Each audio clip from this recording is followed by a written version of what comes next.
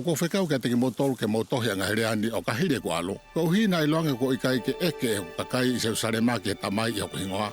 Ai e ko nau mamata ke te au, ke nau ia te au. Pero tau e ngoi whawhai whekau ke nau maua ilo ke teki motolu I he lau maare maanioni. Pe mafoki ke whainga ke ai au ikai te nau ilo ki ai. Pe uhi ke tauhi anga hereani ai te motohi pe whahaia ke kau sentaire. Ko uhi e kakato e kau sentaire.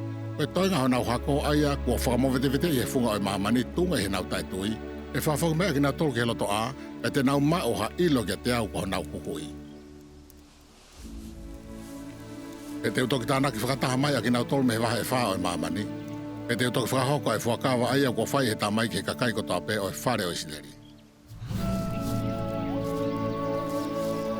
Makai e hoko mai e ngai a whakao si ai mōni ki he kau sentaire, pe uhi ke whahaka te ki nau tolu ano ka kato e ngai mea ani.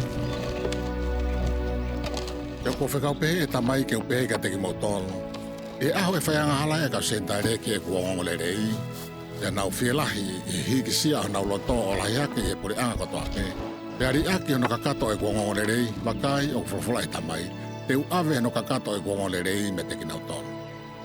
Pe te utoki manatuia e kufuakawa ai e kua ufai ki hukakai e whare o isileri. Pe te u omi e kua ngongole rei ka teki nau tolo.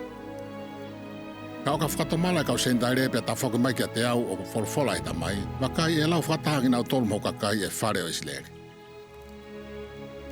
Ko whekau pehe e tamai ki a te au, ke ufuaki ki e kakai ni e whanuani ke hoko ko nau tofika.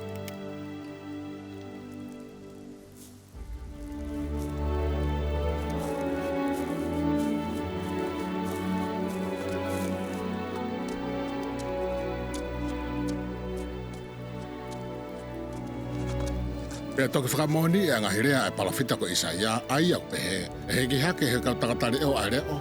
Pea he reo pe taha te nau hiwa whakataha he te nau loto tatau o katoe omi e heki Isaia.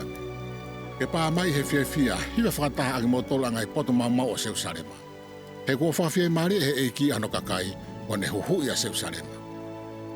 Kua whaha e heki ano tau kupu maani oni i he ao e puri anga kotoa pe, pea e mamata e ngai ngata anga kotoa pe o e mamani ki he whama ui ai kotoa.